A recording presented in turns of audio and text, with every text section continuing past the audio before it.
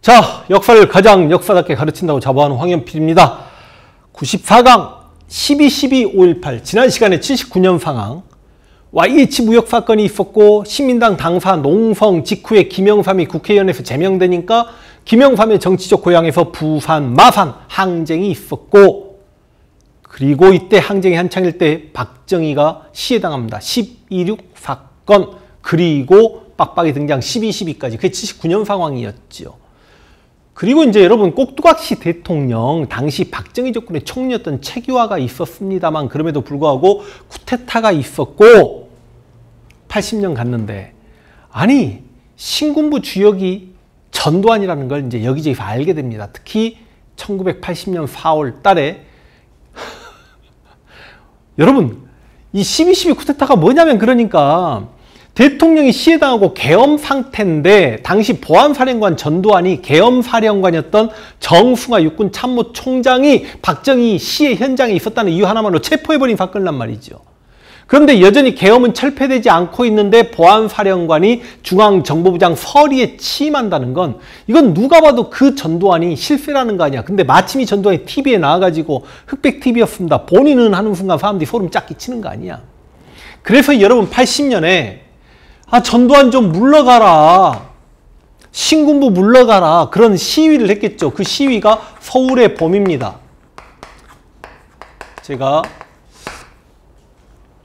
5.18 영상을 작년에 스트리밍으로 꽤 긴 분량 했습니다만 새롭게 촬영을 해드리겠다.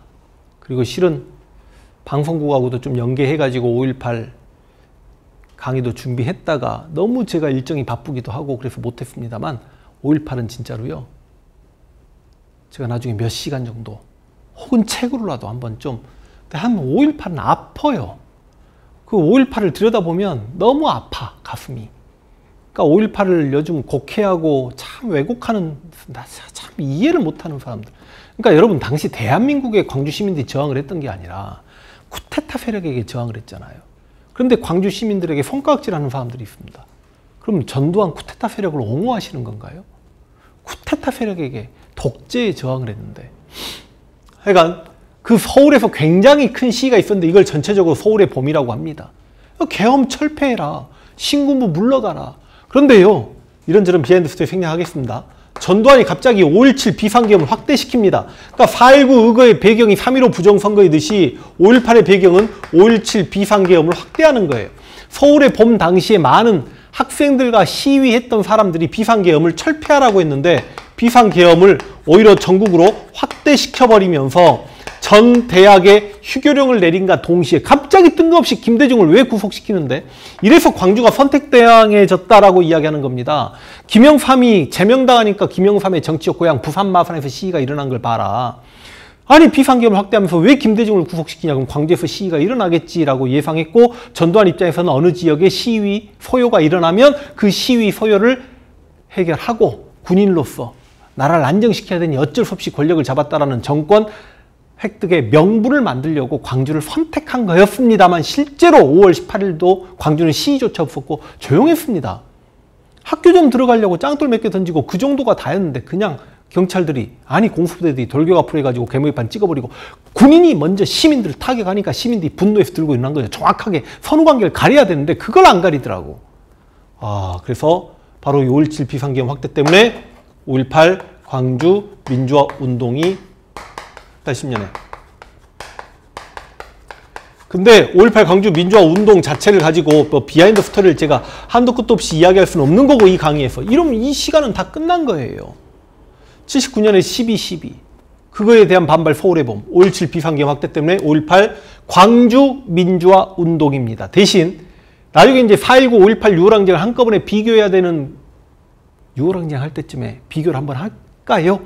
그런데 4.19나 6.25 항쟁은 시민들이 무장하지 않습니다. 5.18 광주 민주화운동은 시민들이 무장했다. 시민군이 조직되었다. 시민군이 도청을 장악했다. 이 과정에서 개헌군이 다시 도청을 탈환하고 막 이러고 저러고 하는 과정에서 굉장히 많은 인명, 피해가 있었다. 그 정도 잡아주시면 되겠습니다. 그런데 이제 5.18 광주 민주화운동을 거의 마무리 지어놓고 전두환이 국가보위비상대책위원회, 국보위를 만든다라는 것도 좀 알고 계시면 좋겠고요. 국가보위비상대책위원회 안 헷갈려야 됩니다. 국가재건 최고회의는 박정희 군정, 통일주체국민회의에서 대통령을 선출했던 건 언제입니까? 빨리요. 그건 유신. 국가보위비상대책위원회는 빡빡이 그렇게 잡으시면 되겠습니다. 그리고 빡빡이가요 개헌을 합니다. 원래요 빡빡이도 대통령이 돼요 유신에서. 그러니까 여기 최규하도 유신체제로 통일주체국민회의에서 대통령이 되고 전두환도 유신체제에서 대통령이 되긴 합니다만 스스로 유신을 끝내기 위한 개헌을 80년 10월 무렵인가 하게 되는데 그게 몇 차 개헌이냐면 8차 개헌입니다. 5.18 광주 민주화운동 직후에 8차 개헌이 단행됩니다. 이 8차 개헌이 바로 7년 단임제 개헌입니다. 대통령을 아까 얼마나 빡빡이가 머리 쓴 거냐면 지금까지 이승만하고 박정희가 4년 중임제 하려다가 그 대통령의 임기를 연장시키려다 독재자 소리 들었는데 나는 한 번만 하겠다. 근데 7년 하겠다. 그래서 7년 단임제 개헌을 했고 대통령은 어디서 선출하냐면 체육관에서 선출합니다. 전두환은 박정희 통일주체국민회의보다 2배 되는 선거인단들 5,000명 모아놓고 대통령에 당선이 되는데 또 누군가가 전두환을 한이라고 써요. 환이 아니라. 혹시 앞에 박정희 기억하십니까? 박정희, 전두환 동일인물이면 진짜 민주투사입니다. 그래서 7년 단임제 가안선제 개헌을 했고 대통령에 취임한다. 그러면 이제 다음 시간이 바로 전두환 정권이 되겠습니다. 그래서 5.18 광주 민주화운동 직후에 8차 개헌도 은근히 시험에 나온다는 것 좀 알고 계시면 되겠고 광주 민주화운동 막 이런저런 비하인드 스토리 이야기 안 하면 오히려 시험이 굉장히 쉽게 풀린다라는 거 문제 한번 보겠습니다. 자, 역사를 가장 역사답게 가르친다고 자부하는 황현필입니다. 95강입니다. 이제 현대사 전두환 정권. 여러분 지금 80년에 다시 써드릴게요. 3.15 부정선거로 4.19가 있었고 80년에는 5.17 숫자가 들어갑니다.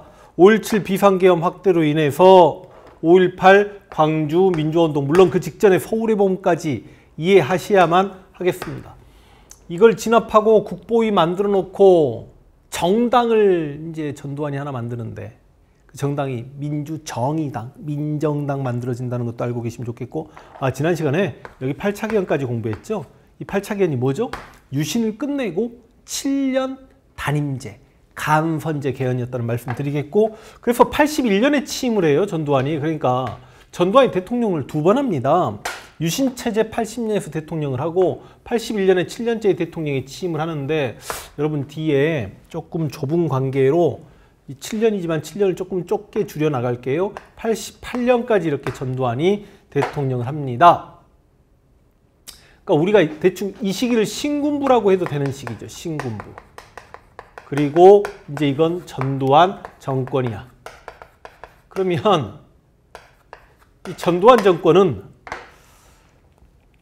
책을 보시면서 따라오시면 되겠지만 국보위는 지난 시간에 했죠. 전두환이 통일주체국민회의에서 11대 대통령에 당선이 되었지만 스스로 8차 개헌하고 8차 개헌은 7년 단임제 가안선제 개헌이었다. 그리고 민주정의당을 창당합니다. 그리고 이제 이렇게 대통령이 7년을 하는데 전두환의 정당이 민주정의당의 줄임말 민정당이고 이때 시정 반침이 정의사회구현이에요. 이 전두환 정권. 아니 어떻게 자기 입으로 정의란 말을 그렇게 할 수 있는지. 정의사회구현 정도 알고 계시고 일반적인 이제 전두환 통치를 이야기할 때 강압통치 사례와 유화통치. 그럼 강압통치 사례는 당연히 여러분 이 무렵에 권력을 잡자마자 언론, 방송을 완전히 통폐합합니다. 책으로 그냥 갈게요. 언론, 방송을 완전히 통폐합하고 기업도 통폐합합니다. 그리고 학생운동, 노동운동 탄압하는 건 당연한데 일단 여러분 삼청교육대가 전두환 정권 때였다. 그러니까 막 올드보이화 시키는 거죠. 어디서 술 한잔 마시고 아니면 도박을 하거나 혹은 마약을 하거나 사회의 일신. 아니 물론 조폭이나 이런 사람들 사라져서 좋은 부분도 있습니다만 이건 그래도 그 당한 사람 입장에서는 이건 인권의 문제를 제기할 수 있는 내용이지요. 그리고 김대중에 대한 사형 선고, 이제 이 강압 통치는 실제로 시험에 나오려면 삼청교육대가 가장 많이 나올 수 있다라는 거. 언론, 방송이 통폐합됐다. 언론, 방송, 기업까지 통폐합이 됐다는 정도만 좀 잡아주시면 되겠고요. 이제 대신 전두환도 유화 정책을 펴니다. 그래서 국풍 80일, 그래서 놀자판 만들어줍니다. 여의도에 이것도 자세히 이야기하면 길어집니다만 각 모든 연예인들 총툴통시켜서 1,000원짜리 막걸리 하나 마시면 막 앞에 연예인들이 춤추고 노래하고 막 그랬습니다. 그 다음 해외여행도 지난 시간에 말씀드렸습니다. 자유라, 교복도 자유라, 두발도 자유라. 제가 전두환 카카의 은덕에 힘입어 학창시절에 한 번도 교복을 입어본 적이 없고 두발, 저는 고3 때 제 앞머리가 책상을 쓸었습니다. 그러니까 이거 다 자유라. 그리고 여러분 통행금지도 해제됩니다. 통행금지 사라집니다. 이런 유화정책. 그런데 여러분 이런 것들보다도 이상하게 한능검에서는 뭔만 시험에 나오냐면 3S 정책, 스포츠, 스크린, 섹스 정책. 근데 특히 프로야구 출범했다. 3S 정책 중에 6개 구단으로 프로야구가 출범했다는 것만 정답이 여러 번 한능검에서는 그러니까 프로야구가 출범했는데요. 어찌 보면 이제 광주 시민들은 80년 광주 민주화운동 때 전두환이 그렇게 광주 시민을 많이 학살했는데 불과 2년 후인 82년에 프로야구가 출범하면서 광주 연고지를 둔 혜태 타이거즈가 다른 지역의 연고지를 둔 팀들을 이겨가면서 80년대에만 6, 7번 정도 우승을 했을 때 완전히 혜태 제국이 만들어졌을 때 그 야구에 대한 사랑 막 그런 게 어마어마했죠. 하여간 이게 그렇게 많이 기출됩니다. 이게 전두환 정권 이렇게 마무리 지을게요. 여러분 전두환의 정당이 뭐라고? 민주정의당, 민정당, 정의사회 구현을 하려고 했다고요. 근데 이제 전두환 정권이 이렇게 시간이 갑니다. 그럼 여러분 이렇게 시간이 흘러가면 전두환 정권이 끝나가는 86년부터 학생들 시위 규모가 커집니다. 왜? 현재 지금 전두환은 간선제로 대통령이 됐죠. 체육관 들어갔다가. 근데 만약에 전두환의 정당인 민정당에서 또 다른 후보를 내세워서 그 후보가 체육관 들어가서 대통령이 된다라면 이게 광주 진상을 밝혀내기가 어렵잖아. 그래서 시위가 있었는데 87년에 사건이 빵 하고 터집니다. 87년에 박종철이라는 서울대 인류학과 학생이 고문당에서 탁 하고 쳤더니 억 하고 죽었더라. 타격 사건이죠. 그렇게 죽었다고 경찰에서 발표합니다.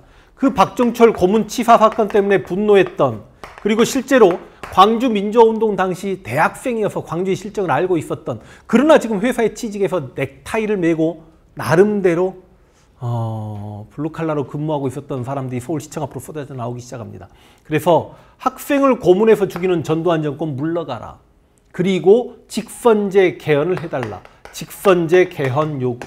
너의 쫄따구를 다시 체육관 들어가서 대통령이 돼서 나오는 꼴을 볼 수 없다. 개헌을 요구하는 누가요?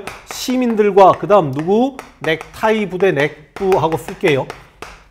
이런 요구를 합니다. 그래서 시위 규모가 점점 커지니까 전두환이 대국민 담화문을 발표하겠대요. 그러니까 국민들은 야, 전두환이 이 국민들의 개헌 요구를 받아들여 주려나 보다라고 했는데 TV에 나와서 4월 13일 날 또 전두환이 뭐라 그래? 본인은 하면서 나는 대통령으로서 우리나라 헌법을 수호하고 지켜야 될 의무가 있대.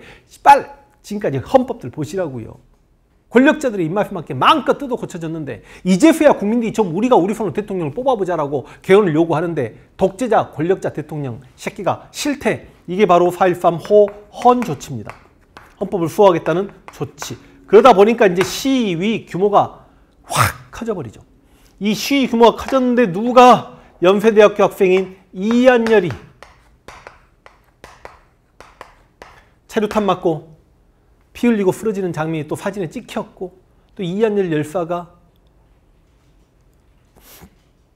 바로 돌아가시지는 않습니다. 이한열 열사가 그 응급실에 상당히 누워 계십니다. 그래서 이제 이한열이 체류탄에 맞았구나 라는 걸 알게 된 민중들이 분노했고, 그런데 겁대가리 없이 전두환은 87년 6월 9일 날 노태우를 민정당의 대통령 후보로 임명했고, 그래서 6월 10일 날 전 민중적 항쟁, 당시 버스기사, 택시기사, 그리고 자가용을 몰고 가셨던, 운전하셨던 우리 아버지 세대들, 그리고 교회, 절, 성당 모처럼 종교계가 통합해가지고요 6월 10일 날 저녁에 경적을 빵 울리고 교회 종을 치고 절이 종을 치고 성당이 종을 울리고 개헌해라. 우리 손으로 대통령 뽑겠다. 그래서 당시 6월 9일 날 그 전에 민정당 대통령 후보로 미리 약속이 됐던 노태우가 6.29 선언을 합니다. 직선제 개헌 요구를 수용하겠고 이런 선언을 하는 거지.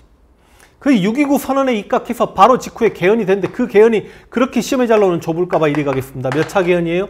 9차 개헌입니다. 이 9차 개헌이 시험에 많이 출제될 수밖에 없죠. 왜? 우리가 이 9차 개헌에 입각해서 현재 5년 단임제 대통령을 선출하고 있습니다.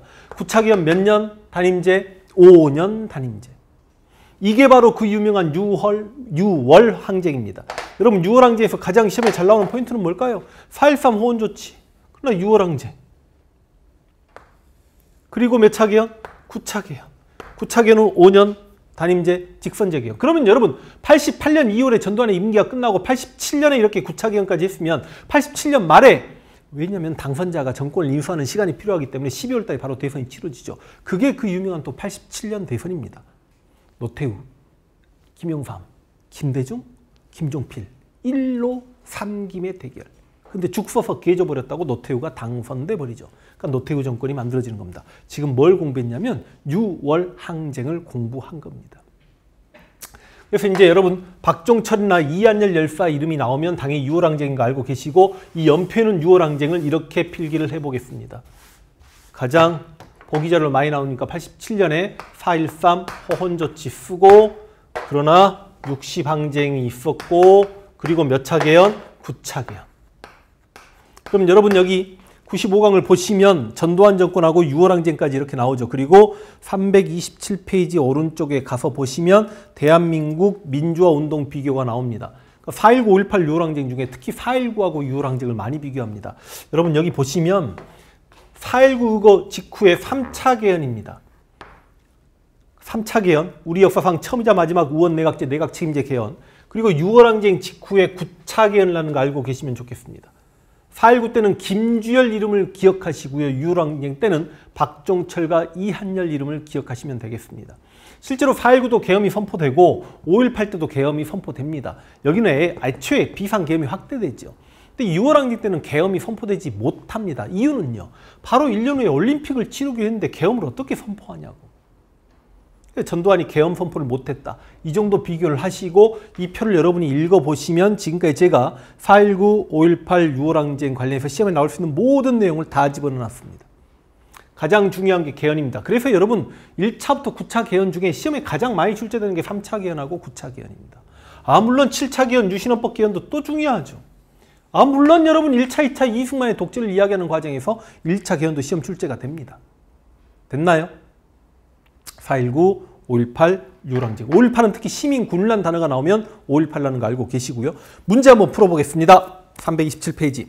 자, 여러분 96강 현대사. 노태우 정권, 김영삼, 김대중 정권인데 이거 각각 어느 정권인지만 구분하면 실은 문제는 풀립니다만 아주 많이 기출되는 파트도 아니고 그렇다고 여러분들이 제 책에 있는 모든 내용을 다 알고 계셔라라고도 이야기하기 참 애매한 파트니까 그냥 이쪽 파트는 87년 대선, 우리 지금 오른쪽 문제도 87년 대선 상황이 이렇게 기출되기도 하잖아요. 왜 87년 대선 역시 뜨거운 대선이냐? 아니 대선을 몇 년 만에 치릅니까? 71년에 치르고 나서 87년에 대선을 치르면 거의 16년 만에 치르는 대선 아닌가? 더군다나 6월 항쟁을 통해서 9차 개헌 해놓고 5년 단임제 대통령을 직선제로 선출하기로 했으니 그래서 당시 노태우가 나왔고 당면까지 노태우는 뭐 민정당이고 김영삼은 민주당이고 평민당이 김대중이었고 신민주공화당이 김종필이었다. 뭐 예를 들어서 뭐 38%, 20, 37%, 28%, 뭐 27%, 9% 뭐 이런 건 의미 없죠. 어찌됐든 간에 죽 서서 깨져서 노태우가 당선이 됩니다. 근데 노태우 정권인데 바로 다음에 총선을 치러요. 저건 아주 중요하지 않으니까 그냥 이번 수업은 말로만 끝낼 수 있도록 하겠습니다. 총선을 치렀는데 그래도 하여간 1등은 민정당이 됐는데 총선 2등이 평민당, 3등이 민주당 이렇게 갔는데 결과론적으로 야당이 득표한 표가 여당 국회의원 숫자보다 더 많았습니다. 그래서 요소야대가 바로 만들어집니다. 요소야대가 만들어지니까 야당 국회의원들이 광주 청문회 열어버렸죠. 그러니까 바로 직전 대통령이었던 전두환 와가지고 증인 선서하고 그때 초선 국회의원이었던 노무현이 막 울먹이면서 명패를 막 들었다 내렸다 국회의원 명패 전두환 빡빡이 막 찍어버리려고 그랬던 장면 막 있고 광주 청문회.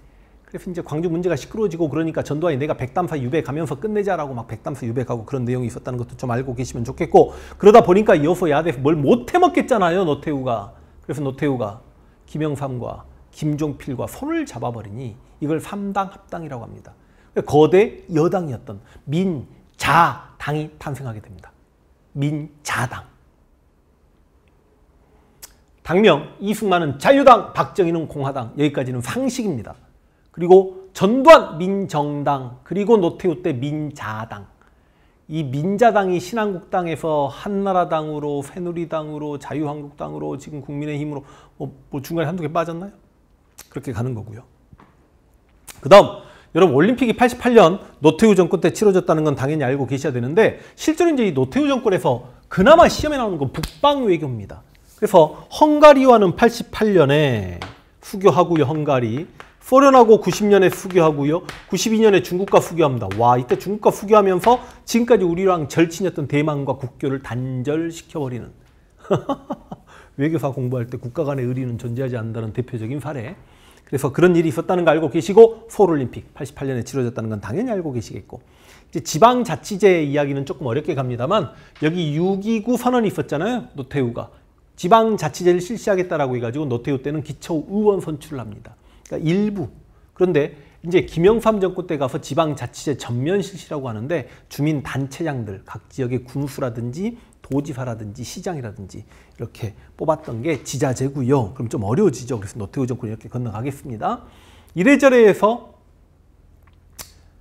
당명을 신한국당으로 바꾸고 김영삼이 대선 후보로 나왔고, 92년 대선에서 김대중에게 승리합니다. 이때 정주영 현대 명예회장도 나왔고, 참 재밌는 이야기들이 많습니다만, 김영삼이 당선됐고 김대중은 정계 은퇴하고 떠났죠. 근데 김영삼 진짜 인기 많았습니다. 왜냐면 여러분, 박정희, 뭐 유신도 박정희죠. 전두환, 노태우, 군인들이 정치했다고. 그러다가 지금 얼마 만에 민간이 대통령 된 거 아닙니까? 그래서 문민정부라고 이야기해요. 그래서 93년 대통령 되자마자 군부의 사조직 하나회를 척결시켜버립니다. 하나회 척결. 이건 진짜 단순해야 가능한 겁니다. 생각이 많으면 무서워서 못하죠. 당시 별들 150 몇 개가 줄줄이 날아갔고, 별을 합치면 150 몇 개였다고 합니다. 하나에 척결했고요. 고위공직자 재산을 공개합니다. 그래서 조금 이제 지지율이, 거의 대통령 지지율이 90%까지 가요. 그런데 93년에 금융실명제를 실시하면서부터 약간 경제 상황이 좀 꼬이기 시작하더니 각종 사건 사고가 많이 일어납니다. 94년에 성수대교가 무너졌고, 95년에 삼풍백화점이 붕괴됐습니다. 정말 가슴 아픈 사고들이었죠.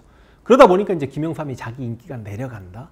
인기가 내려가다 보니까 야, 전직 대통령들에 비하면 나는 참 깨끗한 대통령인데 하면서 전직 대통령들의 비자금을 세상에 드러내버리죠. 그러면서 김영삼이 노태우와 그 전 대통령 전두환까지 구속시켜버립니다. 그리고 역사 바로 세우기를 하지요. 조선 총독부 건물 무너뜨리고.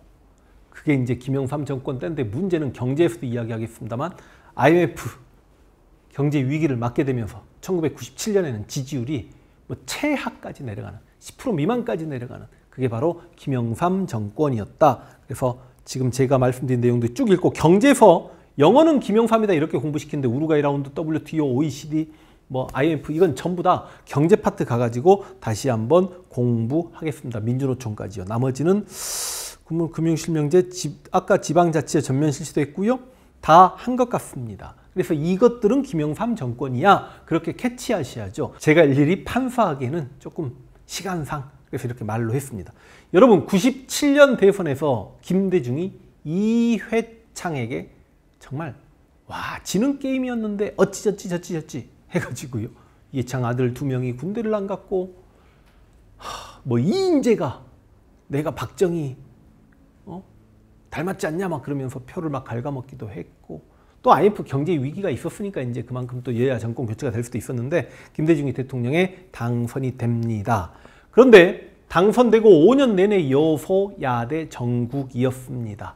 그런데 이제 정치면에서 김대중은 뭘 잡으셔야 되냐면, 우리가 이제 다음 시간에 경제 파트 할 거 아닙니까? 김대중의 가장 큰 경제적 업적은 IMF 경제 위기를 극복해냈다는데, 정치면에서는 여야 간의 최초의 평화적 정권 교체라는 거. 정권 교체는 된 적이 있습니다. 여러분, 정권 교체라는 건 대통령 선거에서 야당이 승리해야 정권 교체가 되는 건데, 4.19 직후에 정권 교체가 되긴 했지만 이때는 유혈 사태, 경무대에서 사상자가 나왔잖아요. 우리 역사상 최초의 여야 간의 평화적 정권 교체가 김대중 정권이었다라고 생각하시면 되겠고, 지금 노란색이 아무래도 경제 파트에서 IMF 경제기 극복 내용이 많이 있지요. 통일 파트 가면 남북 정상회담이 평양에서 김정일과 김대중이 만났다, 이런 것도 나중에 통일 파트에서 햇볕 정책과 더불어서 아주 중요하게 공부합니다. 다만 이제 노사정위원회도 이제 경제 파트에서 만나게 되는데, 국민기초생활보장법 이런 게 한능검에서는 김대중 정권 때 이제 아시나요 하고 막 정답으로 기출된 사례도 있다라는 것 정도 좀 잡아주시고, 나머지 내용도 그냥 한번 좀 읽어보시면, 어차피 지금 이 모든 정권에 대한 경제 이야기 2시간, 통일 이야기 1시간, 앞으로 3시간 더 이 정권들 만나면서 빠진 내용들 조금 더 추려서 볼 수 있도록 하고, 329페이지 오른쪽에 보면 대한민국 헌법 개헌 과정을 지금 표로 집어넣어놨습니다. 이 중에 중요한 건, 일단 중요한 건 삼성개헌 2개, 2차와 6차. 가장 시험에 잘 나오는 거 2개, 4.19 직후에 3차와 6월항쟁 직후에 9차. 되시나요? 그리고 또 박정희 독재로 가기 위한 유신헌법 7차. 그럼 지금 다 9개 중에 제가 5개 말씀드렸네. 그런데 이승만의 1차 개헌도 시험에 잘 나오고요. 전두환의 8차 개헌도 시험에 잘 나오고. 그럼 다 중요하네. 개헌 잡으십시오. 오케이? 자, 문제 풀겠습니다. 자, 역사를 가장 역사답게 가르친다고 자부하는 황현필입니다. 경제사 2번째 시간, 지난 시간에 미군 정기와 이승만 정권까지 경제 상황을 봤고요. 이제 장면 내각부터 보겠습니다만, 여러분 이거 분명히 정치사에서 공부했으니까 장면 내각 때 경제개발 5개년 계획이 수립되었다. 그 경제개발 5개년 계획을 출발시켰던 게 바로 62년에 박정희 군정 때입니다. 제가 이게 1차라고 쓸게요. 녹색 5차 뭐 이런 것들은 개헌이고, 여기는 제1차 경제개발 5개년 계획이 출발한 겁니다. 2차는 몇 년일까요? 바보가 아닌 이상 바로 나오죠. 5개년 계획이니까. 2차는 67년이고 3차는 몇 년일까요? 아이러니하게 여러분 3차와 4차가 이 무렵이라고 볼 수 있겠죠. 77년이 4차겠죠. 그러면 1, 2차는 유신 이전이고 3, 4차는 유신 이후라는 거 이해되십니까? 그럼 1, 2차 경제개발 때는 경공업 중심의 수출 주도형 산업을 발전시키려 노력했고, 3, 4차 경제개발 계획 때는 중화학공업 중심의 수출 주도형 산업이었다는 걸 알고 계시면 되겠습니다. 그런데 수출을 하려고 하면 당시 우리 국가 브랜드 가치가 높지 않았기 때문에 저가격 정책을 펴야만 했지요. 저가격 정책을 펴야 하는데 생산비가 저렴하면 안 되기 때문에 생산비를 낮추기 위해 저임금 정책을 펴야만 했고, 임금은 싼데 쌀 가격이 비싸버리면 노동자들이 폭동 일으키잖아요. 그래서 저고가 정책을 펼 수밖에 없었는데, 결과적으로 수출 장려하고 증대시키기 위해서 이렇게 노동자와 농민이 피땀 흘려서 일군 경제 개발임을 알고 계시면 좋겠습니다. 그런데 실제로 저가격, 저임금, 저고가 정책은 60년대뿐만이 아니라 70년대까지 행해진다는 것도 알고 계시면 좋겠고, 설마 지금 한국사 수업 시간인데 경고업이 뭡니까? 중화학공업이 뭡니까? 여러분 여기 섬유, 문방구, 장난감, 가발 이런 것들이 경고업이고, 중화학공업이면 여러분 화학, 정유, 조선, 제철 이런 게 바로 중화학공업인 거 알고 계셔야 되고요. 대신 이제 여러분 70년대 가가지고 석유파동이 2번 있습니다. 1차 석유파동 70년대 초반에 있었고요. 석유파동이라는 게 석유 가격이 갑자기 확 올라가다 보니까 석유를 많이 수입해 쓰는 나라들은 미치는 거지. 대신 중동은 떼돈을 법니다. 근데 그 중동으로 돈이 몰릴 때 우리 건설업체들이, 특히 현대건설 같은 경우도 그랬고, 중동 러시가 행해졌고, 중동에서 고속도로를 놓고 건물을 세우고 송유관 파이프 넣어주고 그러면서 엄청나게 큰 돈을 벌어오는데, 이걸 중동 특수라고 합니다. 1차 석유파동. 그런데 78년 무렵에 2차 석유파동이 땅 하고 터졌단 말이죠. 또 달려갔습니다. 중동 러시. 그런데 1차 석유파동 때 당시 경제적으로 힘들었던 선진국들이 에너지 전략 운동에 들어가 버렸고, 문제는 우리가 중화학공업을 육성시키면서 우리가 석유를 많이 수입해 쓰는 나라로 변모해 있어서 마침 또 중동 특수가 일어나지 않았기 때문에 중동 러시아 했던 기업들이 많이 도산돼 버립니다. 그런 과정의 경제 위기죠. 그 경제 위기 과정에서 79년에 YH 무역 사건부터 이런 일들이 있었다는 거 여러분 알고 계시면 되겠네. 그러면 332페이지에 경제개발 5개년 계획을 통해서 60년대와 70년대 박정희 정권을 봤는데, 은근히 시험에 잘 나오는 이상하게 이런 연도들로 사건이 좀 시험에 잘 나오는데요. 저임금정책. 그래서 전태일 열사가 분신 자살납니다. 동대문 평화시장에서. 70년에 전태일하고 써드릴게요. 근데 이 전태일 열사의 분신 노동법을 지켜라. 이게 연도 문제로 참 시험에 기출이 된다는 말. 이게 중요한 거고요. 전태일 열사가 70년에 돌아가셨고 새마을운동 출발이 또 70년이에요. 그러니까 새마을운동이 본격적으로 행해진 건 물론 3, 4차 경제개발 운동일 때겠지만 새마을운동이 출발했던 게 1970년인 거 알고 계셔야 된다고요. 이게 연도 문제로 두 개가 시험에 나올 수 있음을 유념하시고 또 이 1970년에 경부고속도로가 완공이 됩니다. 그러니까 1970년에 3개 들어가네요. 전태일 열사 분신.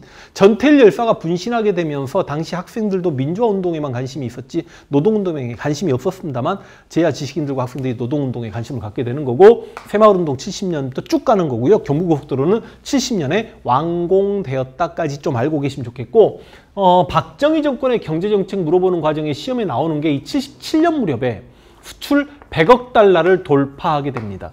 그래서 이때 수출 100억 달러 돌파했다는 6.25 사진자료 주고 이게 지금 박정희 유신 때인지 알아? 혹은 박정희 정권 때인지 아냐는 시험 문제를 출제하기도 한다는 거 명심하시면 어지간하면 박정희 정권의 경제정책은 이 정도로 충분히 마무리 처음 듣는 내용들인가요? 혹시 학창시절에 뭐 한국지리 공부하거나 그럴 때도 다 공부한 내용들일 거라고 생각을 합니다. 그래서 332페이지 된 거고 지금 심화톡톡 내용을 보면 새마을운동이 너무 지금 어려운 내용 들어가 있고요. 알아두면 편해요의 뭐 통일벼 이야기라든지 혼분식 장려 이야기 좀 읽어보시면 되겠고 그렇다고 이제 뭐 한능검의 박정희 정권의 경제정책 여러 가지 문제점, 도농격차, 지역격차, 빈부격차, 정경유착 뭐 이런 것들이 뭐 시험에 많이 출제되지는 않으니까 그냥 책 읽어보시고요. 이제 각 정권별로 한번 가보겠습니다. 여러분 전두환 정권 가면 전두환은 대박입니다. 솔직히 박정희 정권은 흉년도 많이 들었는데요. 전두환 정권 대풍년이었습니다. 그리고 실은 박정희 정권 내내 무역수지 적자였거든요. 전두환 운도 좋아 이 새끼 무역수지 흑자 전환입니다. 그래서 83년인가? 그때는 막 GMP 이런 표현도 썼는데 GMP 2,000달러 돌파 그래가지고 이제 개발도상국이 돼서 이제 선진국을 향해 나아가고 88년 서울올림픽을 기점으로 선진국으로 되어간다는 장밋빛 꿈을 꿨던 시기가 전두환 정권 때인데 방금 말씀드린 이런 내용들은 시험 출제는 안 됩니다. 시험 출제는 3조 호황. 원래 수험한국사에서 3조 호황은 굉장히 많이 기출됩니다. 이게 빡빡이 땐지 모르면 난리가 납니다. 3조 저유가, 저달러, 저금리. 그러니까 사업하는 사람들이 망할 일이 없죠. 저금리니까. 3조 호황 하나는 이거 진짜 빡빡이라는 거 이거 진짜 꼭 잡아주십시오. 나머지 경제정책은 전두환은 그냥 뭐 건너가도 되겠습니다. 그리고 이제 김영삼. 노태우가 땡큐인 게요. 노태우는 정치사적으로 뭐 광주 청문회도 열렸고 여소야대였다 그런 말씀 드렸고 민자당도 만들어줬고 북방외교했다 기억나시죠? 근데 경제에서 노태우는 기출을 하지 않습니다.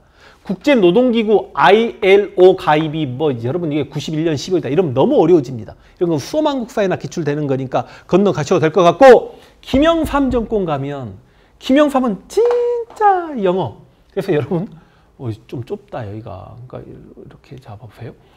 우루과이 라운드. 그 다음 WTO. 그 다음 OECD. IMF. 전부 다 김영삼 정권 때예요. 그래서 우루과이 라운드는 몇 년? 이게 94년. 이런저런 이야기 생략하겠습니다. 95년, 96년. 9자를 내가 참 못 쓰네. 97년. 됐나요? 영어는 원래 그 우루과이 라운드 여기 농산물 수입 개방하지 않겠다라고 했다가 해버리니까 막 농민들이 청와대가 소 풀어버리고 막 그런 일도 있었고요. WTO, 세계무역기구 이건 당연히 가입해야 되는 거고 경제협력개발기구 가입은 좀 빠르지 않았나. 국제통화기금에 이제 우리 경제를 의탁하게 됩니다. 이런 일이 전부 다 김영삼 정권에 있었다는 거 알고 계시면 되고 김영삼 때 그래도 민주노총이 만들어집니다. 이거는 11월 대수능에도 기출된 적이 있는데요. 민주노총이 김영삼 정권 때 만들어지더라. 1995년에 만들어집니다. 여러분 이제 김대중 정권은 이 IMF 경제위기를 극복하기 위해 무슨 노력을 했냐. 그래서 여러분 무슨 노력? 신자유주의 경제정책 하고 들어보셨습니까? 그냥 신자유주의 경제정책 그리고 금모으기 운동이에요. 부실기업 정리합니다. 어쩔 수 없죠. 정리하고 정리해고를 단행합니다. 피눈물을 흘렸죠. 그리고 뭐 해요? 외국 자본 유치 투자를 증대시킵니다. 외국 자본 투자를 증대시킨다고. 자본 투자를 증대시킨다고. 이렇게 해가지고 경제 위기를 이겨내기에 노력을 했고, 엄청난 단체 하나도 알아야죠. 민주노총은 김영삼 정권 때 만들어지는데 이때 노사정위원회가 만들어집니다. 그러니까 엄밀히 따지면 김대중이 98년 2월에 취임하고 노사정위원회는 98년 1월에 만들어지니까 원래는 김영삼 정권 때인데 이거는 당시 당선자 시절이었던 김대중이 앞장서서 만든 거니까. 그리고 이 노사정위원회는 지금까지 유지되고 있다는 거. 그러니까 여러분, 이 신자유주의 경제정책, 금모으기 운동, 정리해고, 부실기업 정리, 외국 자본 투자 증대, 이게 IMF 위기를 극복하기 위한 노력이라는 거 알 것이고, 민주노총은 95년이고 노사정위원회 얘가 98년인 건 조금 알고 계셔야 되겠습니다. 이 노사정위원회는 김대중 정권, 그리고 이제 오히려 시험에 뭐가 나와버리냐면 이 김대중 정권 때 IMF 경제위기를 극복하기 위한 노력을 했잖아요. 근데 IMF 경제위기 쉽게 이야기하면 국제통화기금으로부터 우리가 독립한 날은 언제야? 그게 2001년이다. IMF 경제위기를 극복했던 게 2001년이다. 이것도 11월 대수능에 기출되면서 공무원 시험에도 막 나오는 내용이기 때문에 알고 계시면 좋겠습니다. 그러니까 최소한 우리가 김대중 정권 때 이런 노력을 했다는 건 뭐 거의 상식 수준에서 해결되지 않을까요? 그러면 지금 이승만 정권 이 앞 시간에 끝났고 경제 파트 이 시간에 박정희 정권, 전두환 정권, 노태우 경제 공부할 거 없었네. 김영삼, 김대중 여기까지는 크게 어렵지 않았다. 그쵸? 어느 정권인지 말면 되니까. 삼조호황 어느 정권? 빡빡이 됩니까? 중화학공업 중심의 수출 주도형 산업 좀 70년대. 수출 100억 달러 돌파 어느 정권? 박정희. IMF 경제위기 언제? 김영삼. 그걸 극복한 건 김대중. 충분히 가능할 겁니다. 문제 한번 풀어볼 수 있도록 하겠습니다. 자, 역사를 가장 역사답게 가르친다고 자부하는 황현필입니다. 99강 통일 파트. 우와! 대박! 기출 진짜 잘 됩니다. 그런데 수능이나 한능검에서는 이 7.4남북 공동성명과 91년에 남북 기본합의서, 기본이라고 쓸게요. 91년에 이 남북 기본합의서와 김대중 정권 때 2000년에 남북 정상이라고 쓰겠습니다. 이 정상회담을 비교하는 문제가 실제로 뭐 여기저기 기출 수백 개 나왔습니다. 그리고 보기 자료를 통해서 이게 7.4남북 공동성명인지, 이게 91년 남북기본합의서인지, 아니면 이게 2000년 남북정상회담인지 정확히 비교해야 되는데, 우리는 한능검에서는 그렇게까지도 기출 안 되고요. 그냥 7.4남북 공동성명이 박정희 정권인가 알아? 남북기본합의서가 노태우 정권인가 알아? 2000년 남북정상회담 이후에 개성공단이 만들어졌다는 거 알아? 아주 쉽게 출제되니까 쫄 필요는 없을 듯 합니다. 그래도 이제 우리는 일단 7.4남북 공동성명이 박정희 정권이라는 것만 알아도 되지만, 제가 이 7.4남북 성명을 일일이 수험학사생들 강의하듯이 필기해 가면 7.4남북 공동성명만 이만큼 필기해야 되거든요.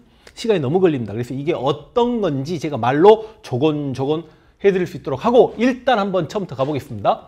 여기 여러분 통일정부 수립하기 위해서 뭐 좌우합작운동, 남북협상운동들은 다 공부했죠. 다시 좌우합작운동, 여운형, 김규식, 남북협상운동, 김구, 김규식이 북한에 올라가서 김일성, 김두봉. 기억나십니까? 그리고 이제 이승만 정권 때는요, 평화통일 이야기하면 간첩으로 몰려서 이렇게 조봉암이 죽기도 했습니다. 그리고 여러분 장면 내각 때 통일 논의가 활기를 띠었다. 이거 분명히 정치사 할 때 있죠. 가자 북으로 오라 남으로 구호 있습니다. 장면 내각 남북 학생 대표 회담을 개최하자는 내용이 있을 거 아닙니까? 혁신 세력은 한반도를 스위스처럼 영세 중립국으로 만들자 중립화 통일론을 주장하기도 합니다. 그런데 여러분, 이 장면 내각에는 통일 논의가 활기를 띠지만 장면 내각은 민주당 정권이에요. 이 뿌리가 약간 보수이기 때문에 민주당 정권은 한반도 문제를 유엔에 넘기려고 합니다. 이 한반도 문제를 유엔에 넘긴다는 건 자주적인 통일 자체를 하지 않겠다는 좀 그런 취지였어요. 그래서 실제로 장면 내각은 통일에 소극적이었습니다. 그러니까 장면 내각 당시에는 통일 논의가 활기를 띠었지만 장면 내각은 별로 통일에 관심을 갖지 않았고요. 그래서 선경제 후통일 정책을 폈다라고 합니다. 박정희 군정 역시 선경제 후통일이죠. 그래서 예를 들어서 경제개발을 혁명 공약으로 내세웠고 반공을 국시로 내세웠는데 무슨 통일이겠습니까? 그리고 여러분 보다시피 박정희 정권 때 북한의 김일성과 체제 경쟁하는 과정에서 대립들이 많았습니다. 맞죠? 그런데 69년에 닉슨 독트린, 원래 69년에 이 삼성개헌도 있었고 닉슨 독트린 기억나시죠? 냉전 체제 완화 한번 해볼까요? 냉전 시작은 47년에 트루먼 독트린. 이게 뭐 수망선 막 이렇게 써드리고 47년 냉전 시작입니다. 69년 닉슨 독트린 데탕트 냉전 완화입니다. 그리고 냉전 해체는 90년에 독일이 베를린 장벽 무너지고 통일이 됩니다. 91년에 소련이 붕괴되면서 냉전 완전 해체. 냉전 시작과 냉전 완화와 냉전 해체는 어느 정도 좀 알아야 되는 이야기 같습니다. 상식이죠. 그래요. 그래 그 상식이라고 제가 이야기했는데 모르고 있었으면 뭐야 씨 나는 상식도 모르는 사람이야. 그럴 수 있겠습니다만 모르시는 분 많아요. 근데 이제 앞으로는 알아야 되겠죠. 냉전 완화를 배경으로 해서 71년에 남북 적십자회담이 처음 열립니다. 그리고 여러분 이 72년에 먼저 김일성에게 박정희가 사람을 보냅니다. 누구를 보냈을까요? 당시 중앙정보부장 이후락을 국민들 몰래 보냅니다. 이후락이 김일성을 만나고 김일성은 답례로 북한의 부수상 역할을 하고 있었던 김성철, 어찌 보면 한국전쟁 당시 완전히 남침의 원흉 중에 한 명이었던 김성철을 박정희가 또 몰래 만납니다. 만나가지고 갑자기 이런 방구 없이 서울과 평양에서 동시 발표해버립니다. 1972년 7월 4일 날 통일 3대 원칙을 발표합니다. 그 통일 3대 원칙이 뭐죠? 자주, 평화, 민족 대단결. 원래 자주적 통일 방안은 북한의 통일 방안이었음에도 불구하고 뭔가 박정희가 급했어. 왜? 71년 대선에서 진짜 고전했고 돈 많이 썼단 말이죠. 그런데 자기가 75년까지만 하겠다고 삼성개헌 해놓고 나서 근데 75년에 끝내기 싫어. 그러다 보니까 뭐 어떻게 해야 되지라고 하면서 자기가 총통제로 가고 싶은 거죠. 정확하게 이야기하면. 머리 쓴 겁니다. 자주평화, 민족 대단결 딱 해놓고 나서 여러분 갑자기 이게 발표되니까 실향민들 고향 갈 수 있는 거 아니야? 이산가족, 가족 만날 수 있는 거 아니야? 그런데 완전히 남북 조절위원회를 설치한다. 이 조절위원회라는 건 지금까지 남북한이 전쟁 이후에 서로 대립하고 그랬는데 그 대립을 해소하고 통일 향해 함께 나아가야 되는 조절위원회. 그래서 원래 수험한국사에서는 이 7.4남북 공동성명은 남북 조절위원회가 설치되었다. 시험에 진짜 잘 나옵니다. 그리고 판문점에서 직통전화가 가설되기도 해요. 그런 내용들이 있는데 문제는 이렇게 72년 7.4남북 공동성명 체결해놓고 박정희가 통일 분위기 조성해놨으니까 내가 조금 더 할게. 나 총통제로 갈게. 그게 바로 7차 개헌, 유신 개헌이었다는 말씀이고요. 문제는 이거 분명히 박정희하고 김일성하고 짜고 치는 고스톱인데 증명할 수 있는 방법이 없네 그랬는데 나중에 이게 다 문서적으로 이제 확인 작업이 됐다라고 합니다. 그래서 박정희가 나 이렇게 했으니까 김일성 너도 뭔가 액션을 취해야 될 거 아니야? 그러니까 김일성이 72년 12월 달에 땡큐 하고 박정희 받아가지고 신사회주의 헌법을 만들고 주석에 취임합니다. 그래서 북한도 김일성 힘이 강해졌죠. 그래서 여러분 이게 실제로 7.4남북 공동성명이 수능에만 11월 대수능에 한두 번 이상 나왔고 평가원 시험까지 하면 진짜 여러 번 출제가 됐는데 정답이 뭔지 아십니까? 남북한 독재 권력이 7.4남북 공동성명 때문에 강화되었다. 그러니까 독재자들이 민족의 염원인 통일을 가지고 장난질 해냈던 사건이 바로 7.4남북 공동성명이라고 생각하시면 되겠습니다. 박정희가 먼저 북한의 통일방안, 자주적 통일방안을 받아들인 거죠. 그래놓고 이제 독재 권력을 강화시켰잖아. 그러니까 다시 울렁거려야 될 거 아니야. 그러니까 여러분 73년에 박정희가 6.23 평화통일선언, 그런데 한능검에서는 좀 어려운 건지 6.23 평화통일선언은 거의 기출되지 않습니다. 다시 한반도 문제는 유엔에 넘기자라고 박정희가 해버리니까 김일성이 씨발하면서 다시 남북관계가 경색되더라. 그러면서 박정희 죽을 때까지 단 한 번도 대화는 없었다. 자신들의 독재 권력만 강화시키기 했던 게 7.4남북 공동성명이었다. 됩니까? 기억하실 거고요. 여러분, 전두환 빡빡이가요. 막말로 광주에 학살자 새끼입니다, 진짜. 그런데 정치, 경제, 외교, 통일, 교육.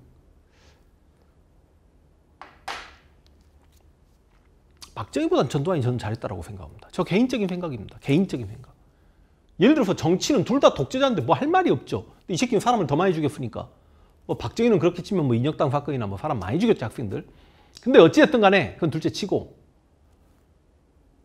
전두환은 아니 왜 지금 수업 중에 갑자기 이렇게 박정희는 헌법을 뜯어 고쳐가지고 자신의 권력을 연장하려고 했던 반면에 전두환은 역대 우리나라 대통령 중에 헌법에 명시된 대통령의 임기를 처음 지켜준, 그래서 우리나라 민주화에 공헌을 했던 바로 이게 이순자 여사의 발언이죠. 논리적으로 이해가 되네. 왜? 자신이 헌법을 뜯어 고쳤어. 7년만 할게. 그래놓고 딱 그 약속을 지켰어. 자기가 그 약속을 지켜줬기 때문에 대한민국의 민주화가 정착될 수 있었대. 시발. 하여간 전두환은 근데 이제 남북관계 면에서는 훨씬 더 좀 대처를 잘했던 것 같습니다. 뭐 교육도 솔직히 박정희보다는 훨씬 나았고, 경제도 솔직히 전두환 때가 제일 나았다라고 하죠. 그런 말 있잖아요. 내가 경제 파트에서 그 이야기를 했었어야 되는데 왜 지금 이런 이야기를 하고 있어? 진짜 기분이 좋아요. 이제 완강 향해서 가니까. 박정희가 쌀을 안 쳐놨다 그런 말 들어보셨습니까? 근데 이걸 누가 먹어? 다 먹었잖아. 누가? 빡빡이가? 그러니까 빡빡이 때 경제가 제일 잘 돌아갔다는 거예요. 그리고 누룽지 있는 거 누룽지 누가 긁어먹어? 노태우가. 그럼 그 다음 누구야? 김영삼이죠. 김영삼 쌀을 안 쳐야 되는데 우와 막 누룽지 몇 개 붙어있는 거 긁어먹으려다 소술 구멍 냅니다. 이게 IMF죠. 그 다음 누구야? 김대중이죠. 김대중이 뭐 해요? 소술 이렇게 붙였더라. IMF 경제위기 극복. 여기까지는 일반적으로 돌아다니는 이야기. 그 다음 이야기는 제가 이제 더 추가한 내용입니다. 양념을 더 뿌렸습니다. 그 다음 대통령이 누구야? 그럼 노무현이죠. 노무현이 뭐 해야 됩니까? 빨리 쌀을 안 쳐야 됐는데 노무현이 너무 깨끗해. 5년 동안 소술 깨끗이 씻었어. 그랬는데 우리 이명박이 여기에 소고기를 삶았어. 그 소고기를 최순실이 우와 하고 다 먹었다는 그런 이야기는 제가 만든 이야기. 왜 갑자기 경제, 그만큼 전두환 때 여러분 경제가 잘 돌아갔어요. 그런데 전두환은 이제 남북관계 면에서도 좀 생략하겠습니다. 시간상. 그런데 어쨌든 간에 처음으로 이산가족도 상봉시켰습니다. 여러분 남한 내의 이산가족 상봉이 바로 여기 83년이었고요. 이걸 남남 이산가족 상봉이라고 합시다. 남남 이산가족 상봉. 85년에 남북 이산가족 상봉 예술당 교환하고 이게 다 최초는 전두환입니다. 그러니까 빡빡이 입장에서는 자기는 솔직히 이제 박정희가 좀 비판받는 이유 중에 하나가 국회에서 이산가족 상봉 그게 안건이 통과되고 그래도 박정희가 막았다 그런 부분이 있죠. 근데 전두환은 어쨌든 간에 이산가족 상봉을 처음 이렇게 시켜줬다. 그래서 이게 실은 수험한국사 이거는 83년이고 이건 85년입니다 하고 실은 많이 기출되기도 합니다. 전두환 됐나요? 그 다음 노태우. 여러분 노태우 정권 가면 88년 서울올림픽이 있잖아요. 올림픽 직전에 노태우가 야 올림픽에 참여하거라 라고 하면서 민족 함께 공동 번영의 길로 나아가자. 뭐 7.7 특별선언 이것도 수험한국사에는 많이 기출됩니다만 한능급에는 아직 기출이 안 됐습니다.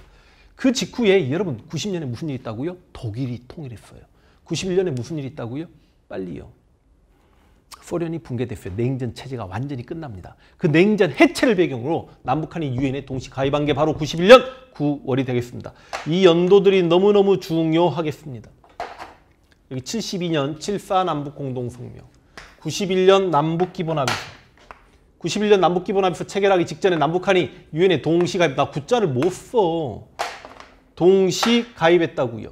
남북기본합의서라는 건 뭐냐면 91년 12월 달에 남북 고위급 회담이 열렸는데 거기서 지금까지 우리는 주적인데 주적 관계를 청산하자. 그리고 상호 불가침하자. 처음으로 남북한이 문서적으로 전쟁하지 말자는 약속을 한 게 바로 남북기본합의서고 원래 수험한국사 그리고 수능에 진짜 미치듯이 출제된 내용이 교류를 하긴 하는데 이 교류는 무슨 교류야? 민족 내부 교류야. 상호 불가침이 원래 많이 기출됩니다. 문서상으로 처음으로 전쟁하지 말자 이게 노란색으로 이렇게 써졌으니까 상호 불가침. 전쟁하지 말자는 처음 약속했고요. 교류를 하긴 하는데 이 교류는 국가 대 국가 간의 교류가 아니라 민족 내부 교류다. 그리고 남한과 북한은 현재 지금 분단 상태지만 언젠가는 통일될 거고 통일을 향해 함께 노력해야 되는 그런 앞으로 미래에는 우리 후손들이 함께 살아야 되는 그런 잠정적 특수관계다. 그러니까 여러분 보수 정권인 노태우 정권에서도 이렇게 통일에 대해서 이렇게 노력들을 했는데 어쩌다가 이명박근혜 시대를 살았던 지금 젊은 친구들은 통일 안 됐으면 좋겠다. 오히려 그런 생각들 하고 있는지. 자, 그래서 이 내용이 바로 남북기본합의서에 실립니다. 그런데 진짜 시험에 많이 기출되는 거는 원래 남북기본합의서 직전에 남북한이 유엔에 동시 가입하고 직후에 한반도 비핵화 선언. 이게 정말 대박인데 우리 한능검은 쉽게 나오는 출제되는 과정 중에 그냥 남북기본합의서가 노태우 정부다 그것만으로도 풀리는 경우가 많아요. 그래도 워낙에 수망국사에서 중요하니까 남북기본합의서 직전에 남북한 유엔 동시 가입, 직후에 한반도 비핵화 선언. 한반도 비핵화 선언 했는데 북한에 막 우라늄, 플루토늄 막 이런 게 들어가니까 너희 북한 핵 만들려고 그러는 거 아니야? 그러니까 갑자기 북한에서 별 3개인가 4개 달았던 사람이 빼빼 마른 사람이 TV에 나와서 내래 이러면 나만 서울을 불바다로 만들어버리겠어. 이게 서울의 불바다 벌이죠. 94년에 전쟁 위기. 이 전쟁 위기를 당시 영국에 가 있었던 김대중이 미국의 전 대통령 자기 친구 카터에게 연락해가지고 카터 네가 역할을 해야 되겠다라고 해서 카터가 한국에 왔고 북한에 올라가서 김일성 만났고 김일성이 미국의 폭격에 대해서 굉장히 두려움을 느끼고 있는데 걱정하지 말아라 너를 폭격하지 않겠다라고 이야기하고 김일성이 돌아가는 카터에게 나 남쪽의 김영삼 한번 만나보고 싶다. 그래서 남북정상회담이 약속이 됐는데 아이고 남북정상회담 얼마 안 남겨놓고 김일성이 갑자기 심근경색으로 갑니다. 그래서 94년에 하여간 전쟁 위기가 있었고 그 전쟁 위기를 해결하는 과정에 95년 무렵에 한반도 에너지기구 캐도라는 것을 만들어줍니다. 남한과 일본과 미국이 한반도 에너지기구 캐도를 만들어준다. 그래서 전쟁 위기를 극복했다. 그런데 만나기로 했으면 김일성이 죽었을 때 좀 조문 정도는 보낼 수도 있잖아. 근데 김영삼이 조문단도 안 보내고 그래가지고 아들이었던 김정일이 시발하게 되면서 남북한 관계가 다시 경색. 그리고 이제 여러분 98년 갑니다. 김대중이 대통령 됐습니다. 김대중 무슨 정책? 햇볕 정책. 햇볕 정책으로 금강산 해로관광 길이 뚫립니다. 드디어 금강산을 가게 됩니다. 그리고 정주영 명예회장, 현대 명예회장이 소떼 1000마리를 몰고 북한을 건너갑니다. 그런 것들을 배경으로 해서 2000년에 어디에서? 평양에서 김대중과 김정일이 처음으로 정상회담을 합니다. 정상회담을 하고 무슨 발표를 합니까? 6.15 공동선언을 발표합니다. 이 6.15 공동선언에서 수험한국사에는 시험에 100번 나온 문장인데요. 진짜 100번 나옵니다. 남한의 연합제한과 북한의 낮은 단계의 연방제한의 통일 방안에 공통성이 있다. 그 통일 방안에 공통성 내용 나오면 이 6.15 공동선언이다.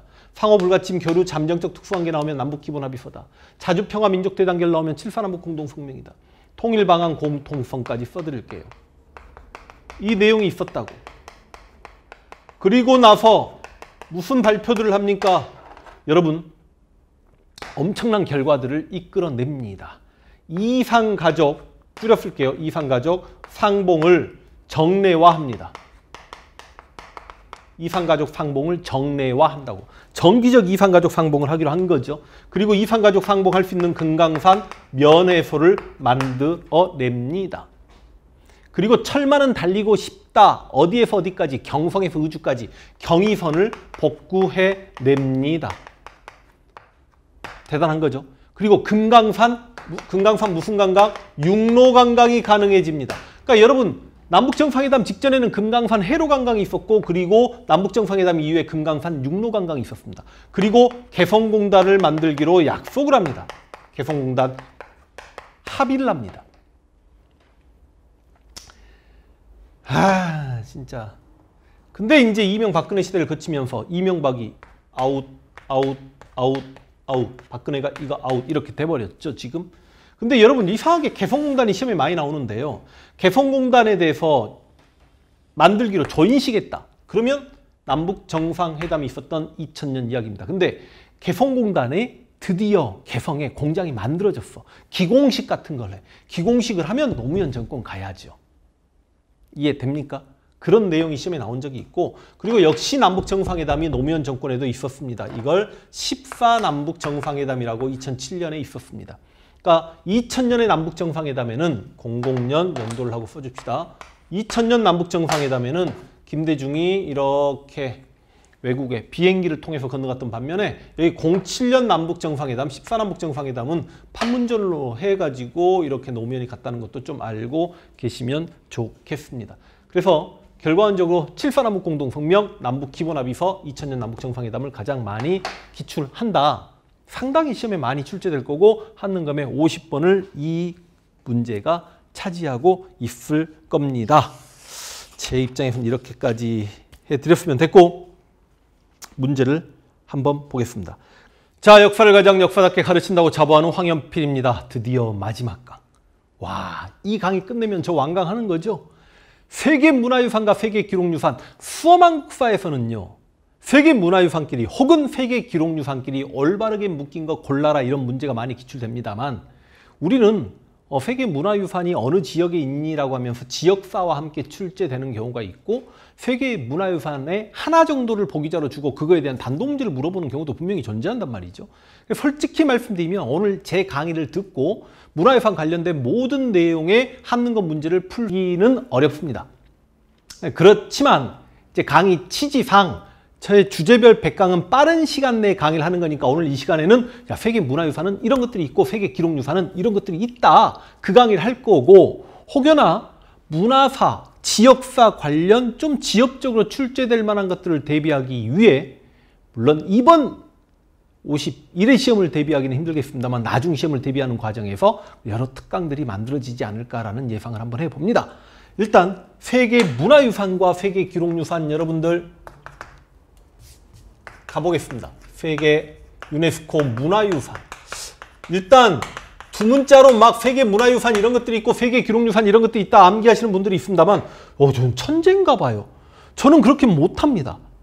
더군다나 세계기록유산이 17개 정도 되는데 어떻게 그렇게 한단 말입니까? 그래서 저는 나름대로 좀 요령을 좀 부려봤는데요. 저처럼 한번 해보실 수 있으면 좋겠습니다. 지도 예쁘게 안 그려졌다 젠장. 일단 서울 쪽에 많겠죠. 당연한 거 아닙니까? 서울 쪽에서 창덕궁 나옵니다. 경복궁이 아니라 창덕궁이 세계기록유산입니다.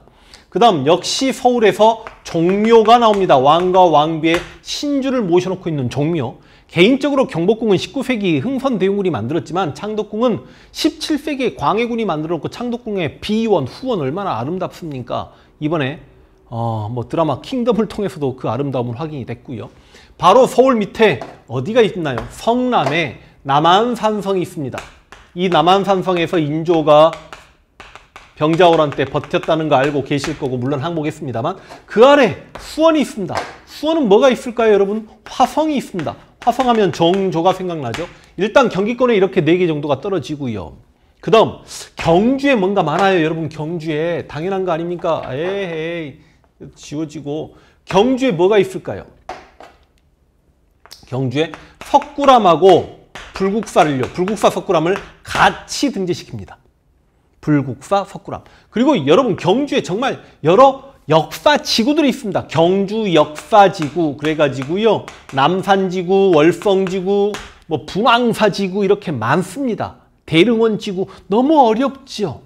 여러분 혹시 경주 답사 가시면 그 첨성대 보려고 주차장 막 넓고 안압지 있고 계림 있고 그게 월성지구고요. 그러니까 그런 걸 우리가 수망설 공부하는 상황이 아닌데 다 공부하기는 어렵죠.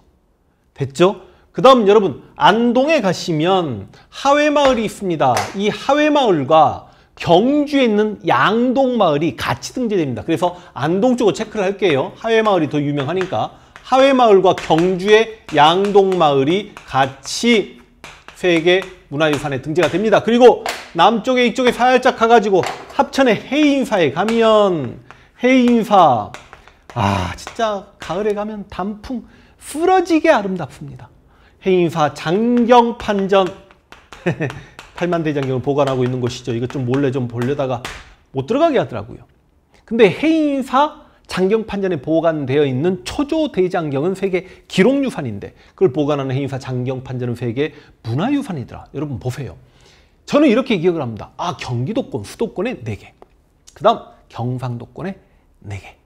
맞죠? 그런데 가장 최근에 이제 수도권도 아니고 경상도권도 아니고 새로 추가된 게 바로 충청도의 공주 부여 역사지구. 그러니까 백제 역사지구가 새롭게 추가됩니다. 됐나요? 그리고 여러분 이제 어느 지역 딱 한 곳에 있다라고 말하기 힘든 것들이 있어요. 그 힘든 것들 여기저기 전국에 깔려 있는 것들 일단 여러분 강화도의 고인돌, 고창의 고인돌, 화순의 고인돌, 이건 뭐예요? 고인돌입니다. 고인돌 세계 문화유산 맞습니다. 그 다음 여러분 왕릉이 경기도에 가장 많긴 하지만 그 왕릉은 전국에 깔려 있지 않습니까? 조선 왕들의 왕릉 전국에 깔려 있습니다. 그 다음 여러분 산사 역시 전국에 깔려 있습니다. 예쁜 절들 통도사, 봉정사, 부석사, 마곡사, 대흥사 이런 여러 절 7개 산사 그리고 가장 최근에 서원까지 우와 서원까지 도산서원, 소수서원, 병산서원 이런 아름다운 서원들 근데요 제가 제 책에 잠깐 1세 2세 분들에게 죄송합니다만 세계 기록유산 첫 번째 서원이 들어가 버렸어요. 이거는 출판사 측에서 지금 오른쪽에 339페이지 제일 마지막에 서원을 넣어달라고 했는데 말을 좀 잘못 알아들었고 가장 첫 기록유산에 넣어버렸습니다. 서원은 세계 문화유산에 제 책에서 빼주시기 바랍니다. 여러분 그럼 몇 개가 나오나 한번 보세요. 저는 이렇게 기억을 합니다. 경상도와 경기도에 4개씩 주고 난 다음에 전국에 깔려있는 서원하고 산사는 최근에 2, 3년 사이에 추가된 것들이고요. 왕릉과 고인돌과 백제 역사지구. 그러면 여러분 13개 나올 겁니다. 13개 나와야 되는데 8개, 9개, 10개, 11, 12, 13개 나오지요. 이걸 기억하고 있습니다. 저는 함께 기억합시다. 그 다음 여러분 이제 더 어려워요. 세계 문화유산을 받고 이제는 세계 기록유산입니다. 이 세계 기록유산 어떻게 기억하실래요, 여러분들? 세계 기록유산을 기억하는 방법은 저는 이렇게 합니다. 일단 고려 거 2개를 먼저 기억합니다. 나머지가 다 조선 거니까 고려 거 2개는 기억하기가 쉽지 않습니까? 나머지가 다 조선 거니까 고려 거 8만 대장경, 초조대장경이 몽고 침략하고 불타니까 다시 만든 제조대장경이죠. 그래서 왜 8자를 못 쓰겠지? 8만 대장경. 이거 어디 보관돼 있다고요? 여기 합천의 인사 장경판전에.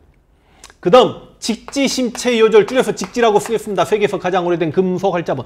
여러분 이거 2개가 고려니까 시험에도 이거 2개가 가장 많이 기출돼요. 실제로 수험 한국사에서도. 직지는 청주 흥덕사에서 만들어졌고 지금 프랑스 국립박물관에 보관돼 있다 이런 것까지 많이 물어봅니다. 그러니까 8만 대장경하고 직지는 일단 꼭 기억하세요. 나머지 일단 조선 꽤 많아요. 조선 갑니다. 조선 갑니다. 조선.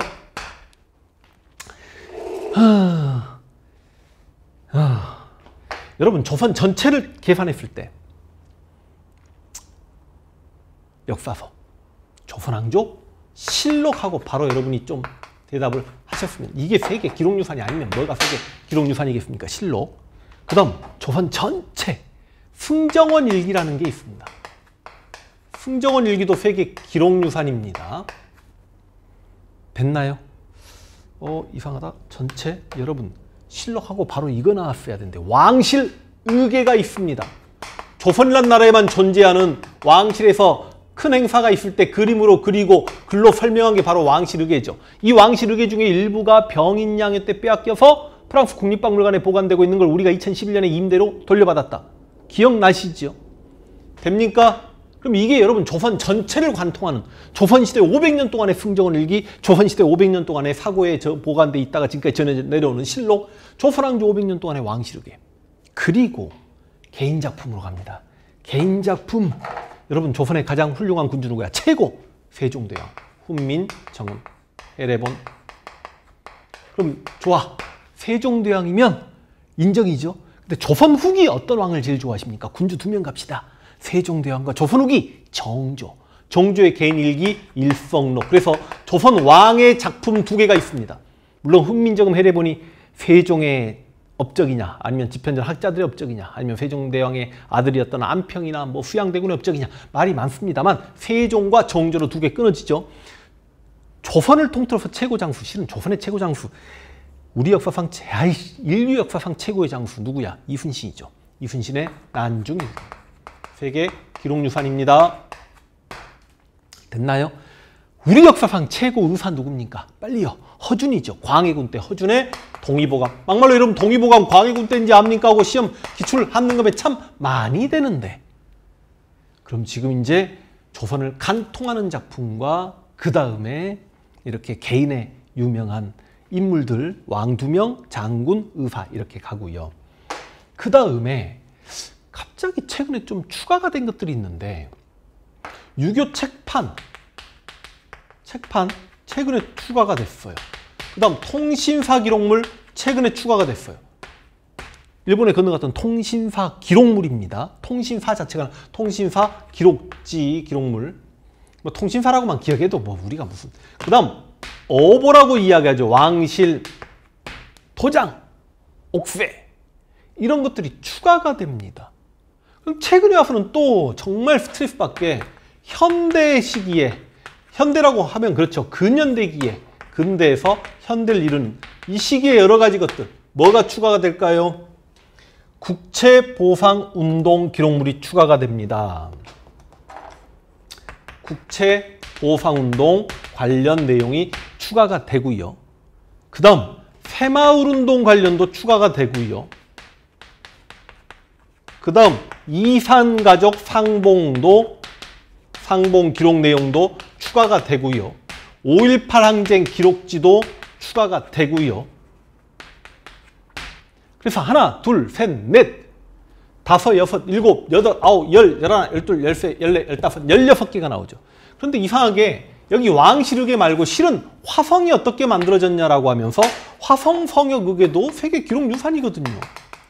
그래서 화성 성역 의궤를 하나로 계산할 것인가 실은 각각 다르게 인정받기 때문에 이렇게 해서 17개입니다.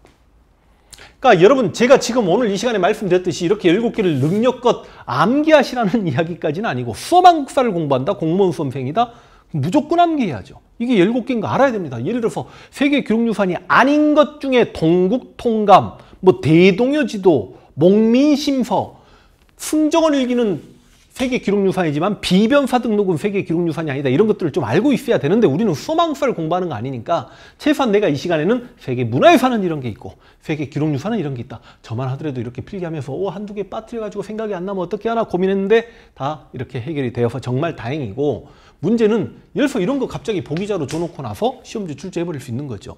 행위사 장용판정 줘놓고 출제할 수 있는 거고 그래서 이거 하나하나 만약에 문제가 기출될 걸 대비해서 해설을 다 하고 설명을 드리자면 이것만 가지고도 막 2시간, 3시간 해야 되는 그런 분위기이기 때문에 언젠가 그런 특강은 찍을 수 있도록 하고